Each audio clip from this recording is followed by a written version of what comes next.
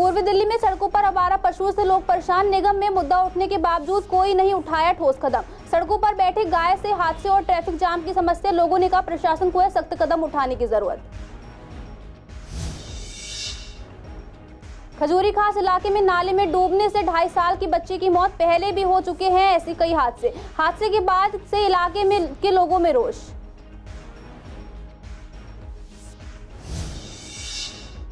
शादरा के छोटे बाजार में नवरात्र की रौनक। ग्राहकों में नई चीजों के लिए दिखा उत्साह। सुरक्षा के मद्देनजर बाजार में किए गए पुख्ता इंतजाम।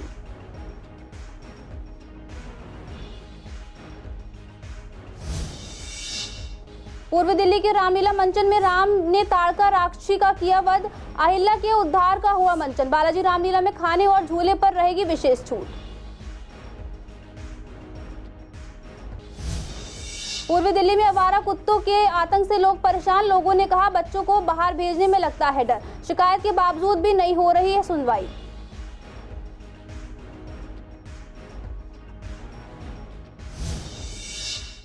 पूर्वी दिल्ली में सड़कों पर आवारा घूमते पशुओं से लोगों को काफी समस्या हो रही। कई बार निगम में ये मामला भी उठ चुका है और बार बार केवल आश्वासन दिया जाता है कि गाय के लिए अलग से जगह बनाई जाएगी, लेकिन ऐसा कुछ होता दिखाई नहीं देता, क्योंकि ये समस्या आज भी हर जगह देखने को मिल रही। इसी को लेकर हमारे संवाददाताओं ने कड़कड़डूमा झील, गीता कॉलोनी, गाजीपुर में राहगीरों से बात की तो उन्हें बताया कि सड़कों पर यहाँ वहाँ गाय बैठी नजर आती। कड़कड़डूमा झील, गीता कॉलोनी जैसे कई ऐसे इलाके हैं जहाँ जगह जगह आवारा गाय घूमती नजर आती है, जिनकी वजह से कई बार लोग चोटिल भी हो जाते हैं और सड़कों पर जाम की समस्या भी बनी रहती है और कई बार तेज रफ्तार गाड़ियों की वजह से गाय भी जख्मी हो जाती हैं। वहीं लोगों ने बताया कि काफी दिक्कतों का सामना करना पड़ता है। आए दिन यहां पर एक्सीडेंट होते रहते हैं।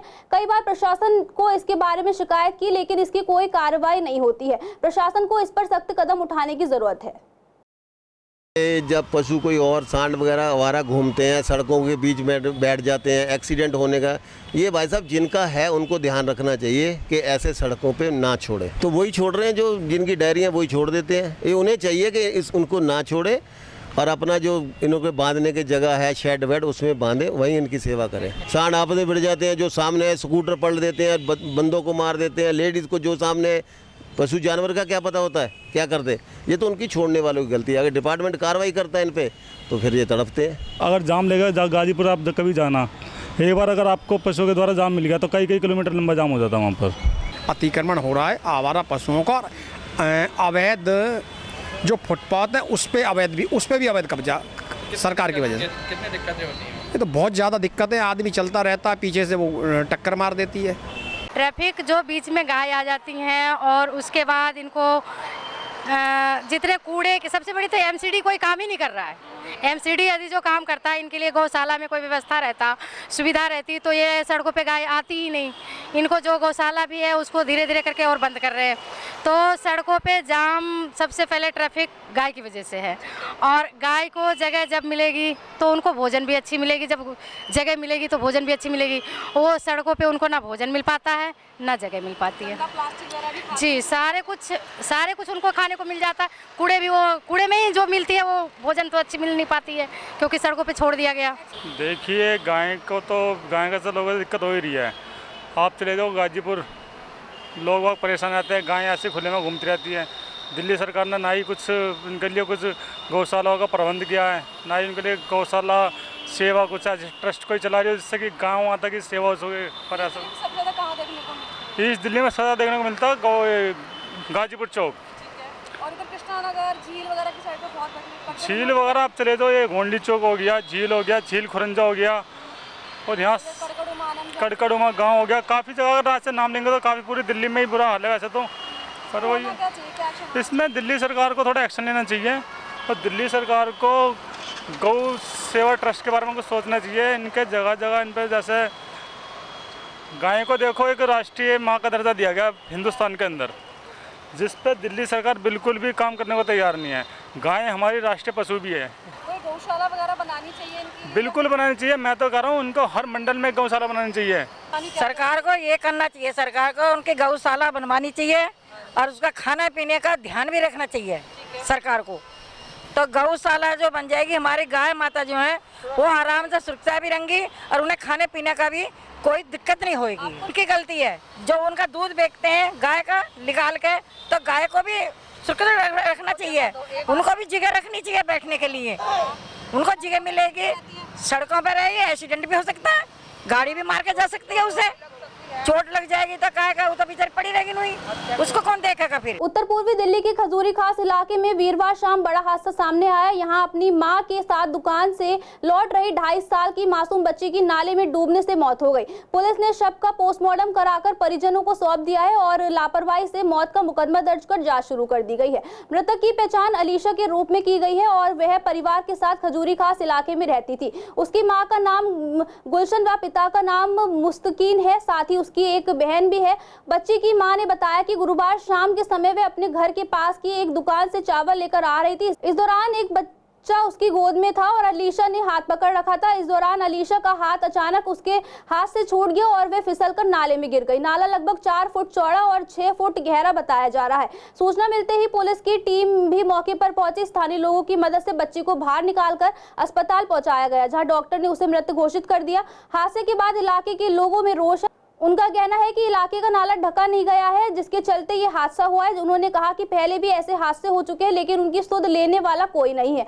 वहीं इस हादसे को लेकर दिल्ली नगर निगम में नेता विपक्ष राजा इकबाल सिंह ने कहा कि इस साल करीब 30 लोगों की जान दिल्ली नगर निगम और आप सरकार के भ्रष्टाचार और लापरवाही की वजह से जा चुकी है। सरकार को पीड़ित परिवार को 1 करोड़ रुपए की मदद करनी चाहिए। बता दें, इससे पहले भी दिल्ली के अलीपुर थाना के अंतर्गत अकबरपुर इलाके में ऐसा ही मामला सामने आया था, जिसमें 5 वर्षीय बच्ची की नाले में डूबने से मौत हो गई थी। परिवार ने आरोप लगाया था कि नाले में डूबकर बच्चे की मौत की घटना का हादसा नहीं बल्कि पीडब्ल्यूडी विभाग की लापरवाही है, क्योंकि ये नाला कई वर्षों से खुला है।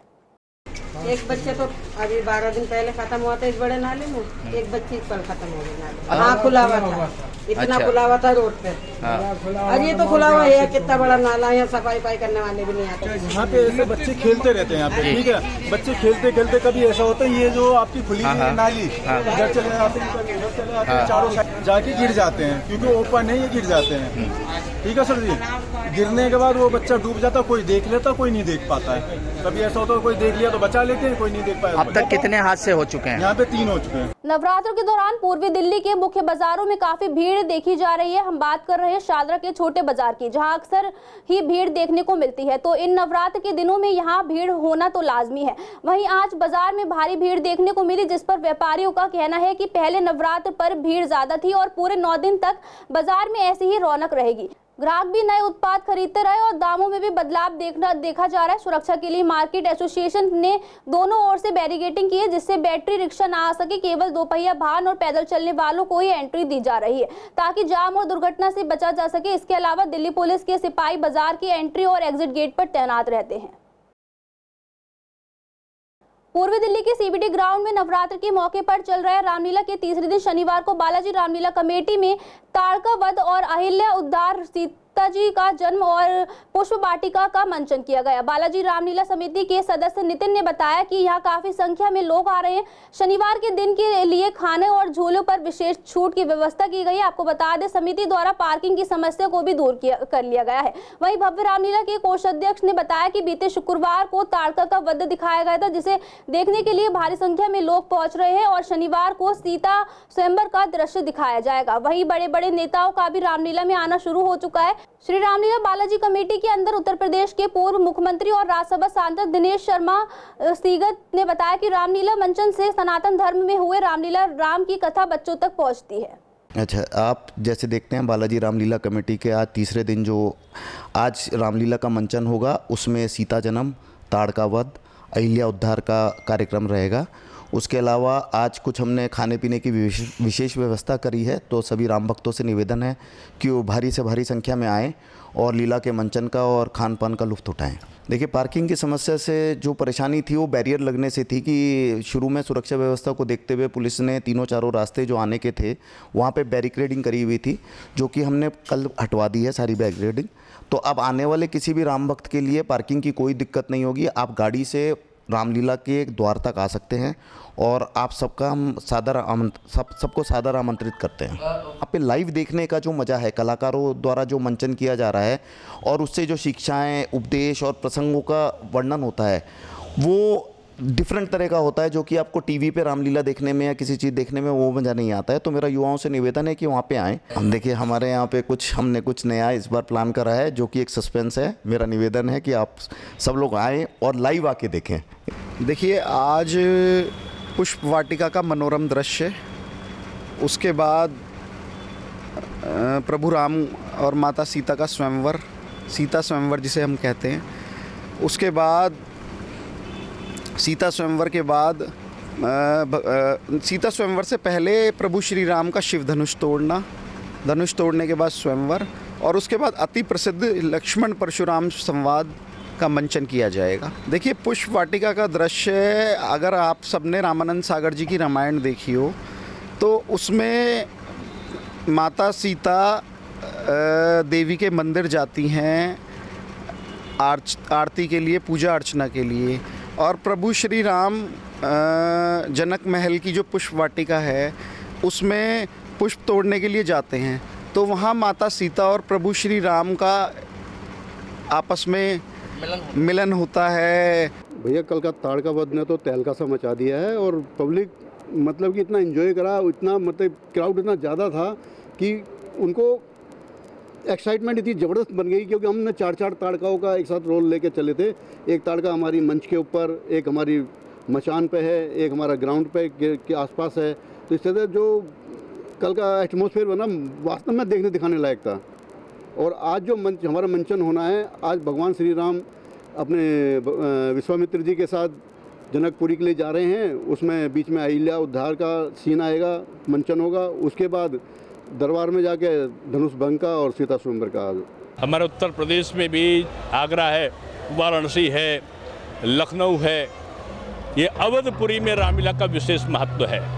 और आज दिल्ली की कई रामलीलाओं में जाने का मुझे अवसर मिला है और मुझे देखकर खुशी है कि कोरोना के बाद से अभूतपूर्व भीड़ बढ़ी है। यानी भीड़ पहले भी होती थी, लेकिन लोगों की ईश्वर के प्रति आस्था बढ़ी है।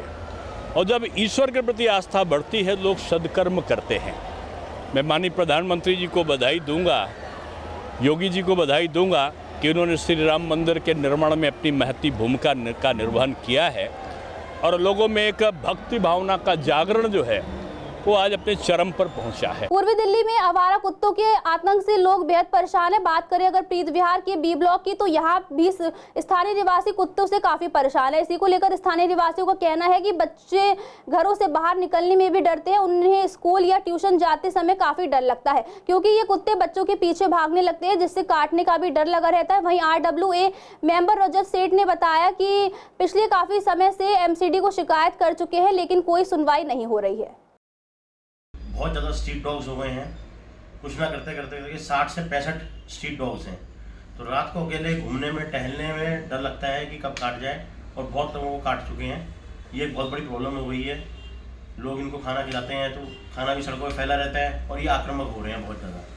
तो MCD से मैं ये गुजारिश करूँगा कि अपने इसके ऊपर कोई ना कोई रोकथाम करें, नहीं तो ये ऐसा ना हो कि इंसान से ज़्यादा इनकी अदालत हो जाए। विश्वासनगर 60 फुटा रोड पर अवैध रूप से खड़ी गाड़ियों और पार्किंग से लोग काफी परेशान हैं। इसके कारण जाम की समस्या भी बन जाती है, लेकिन इसके बावजूद प्रशासन इन समस्याओं का समाधान करने में नाकाम साबित हो रहा है, जिस पर यहां रहने वाले लोगों का कहना है कि सड़कों पर लोग अपनी गाड़ियां खड़ी करके चले जाते हैं और कई बार ये गाड़ियां महीनों तक वहीं खड़ी रहती हैं, जिन्हें हटाने के लिए कोई कार्रवाई नहीं होती। यहाँ लोगों ने अवैध पार्किंग भी बना रखी है, जिससे सड़क पर निकलने की जगह तक नहीं मिल पाती है और अक्सर जाम की स्थिति बनी रहती है। स्थानीय निवासियों का कहना है कि निगम केवल कार्रवाई करने के दावे करता है, लेकिन जमीन पर कोई कदम नहीं उठाया जाता है। लोग बाहर बोर्ड पांडव रोड है, विश्वासनगर पांडव रोड, पार्किंग गाड़ियां खड़ी हैं सबकी, कोई हटाने को तैयार नहीं है। परेशानी हुई पड़ी है, दुकानें दिख नहीं रही, किसी और कहीं रहते हैं, खड़ी वहाँ कर जाते हैं। पूरे दिन ही खड़ी है, कभी महीनों में निकलती है ना, नहीं हटाया जाता। हाँ तो नहीं हटाते। फालतू में भी गाड़ियाँ खड़ी रहती हैं, गाड़ियाँ हटाते नहीं हैं। मतलब विश्वासनगर 60 फुटा हुआ पांडव रोड कहते हैं इसे, इधर ये गाड़ी लगी हुई, इधर भी गाड़ी लगी हुई। गाड़ी हटा के कोई राजी नहीं, हॉर्न बजाते रहो, जाम लगता रहता है, जाम लगता है। गाड़ियाँ पता नहीं मैम, लोग लगा के चले जाते हैं, जिसका मन करता है वहाँ गाड़ी लगाई, लॉक करी और चले गए। गाड़ी रोडों पे लगा के चले जाते हैं, रहते कहीं हैं, लगाते यहाँ पर है। आने जाने में भी ट्रैफिक बहुत ज़्यादा हो जाता है, इसलिए मतलब लोगों को अपनी दुकान के आगे ही गाड़ी खड़ी करने में या स्कूटर बाइक खड़ी करने में ही बहुत समस्या आती है। इसी वजह से रोड पे जाम लगता है। ग्राहक भी ऐसे में काम आते हैं क्या? इसीलिए मैडम, क्योंकि भीड़ भाड़ बढ़ जाती है तो ग्राहक सोचता है इधर न जाके फिर कहीं और ही जाए। पूर्वी दिल्ली की कई सड़कों की हालत काफी खराब है। कुछ सड़कों की तो सालों से मरम्मत ही नहीं की गई है, जिसकी वजह से सड़क पर चलने वाले वाहनों और पैदल चलने वाले यात्रियों को परेशानी होती है। बात करें अगर गांधीनगर की सड़क की, जो गीता बाल भारती स्कूल के सामने की सड़क है, और यहाँ और भी कई स्कूल हैं जिनमें हजारों की संख्या में बच्चे पढ़ने आते हैं। इसके बावजूद भी इस सड़क को दुरुस्त नहीं किया जा रहा है। इसी को लेकर हमारी संवाददाता ने आने वाले लोगों से बात की तो लोगों ने बताया कि इस सड़क को टूटे हुए सालों हो चुके हैं।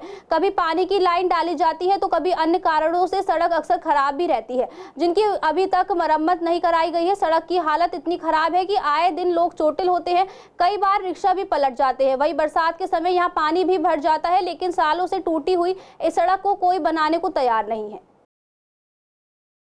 ये सड़क आपकी घोटे वाला मंदिर रोड कहलाता है। हाँ जी, हालत जी तो बिल्कुल देख लो आप, सब आपके सामने है। ये कोई लेडीज सवार कोई बैठ जाए, कोई मरीज बैठ जाए, उसका तो बुरा हाल है। तो लाइन वाइन पड़ती रहती है, आए दिन काम होते रहता है, कोई ना कोई काम पेंडिंग पड़े रहता है। इसमें तो बनती है टूटती है जी, बनती है टूटती है। अब हम तो क्या, हम तो इस गली से उस गली, उस गली से इस गली, सवारी परेशानी उठानी पड़ती है। जिसको इधर को जाना या किसी बच्चे को स्कूल लेके जाना या कहीं जाना, फिर घुमा के ले जाओ, इधर से उधर ले जाओ। सारी खराब है पूरी, कम से कम 1.5 किलोमीटर तक की खराब है पूरी, यहाँ से लेके लाल बत्ती तक की खराब है। ये पूरा एरिया खराब को पूरा पड़ा है खराब। पानी इतना भर जाता है कि घुटनों घुटनों तक पानी आता है यहाँ पर। कोई नहीं बना रहा, नल की पाइप खुद रही है, किसी की लाइन खुद रही है, कोई यूज ही नहीं कर रहा, खोद के छोड़ जाते हैं, ना बना रहे ना कुछ कर रहे वो रोड को।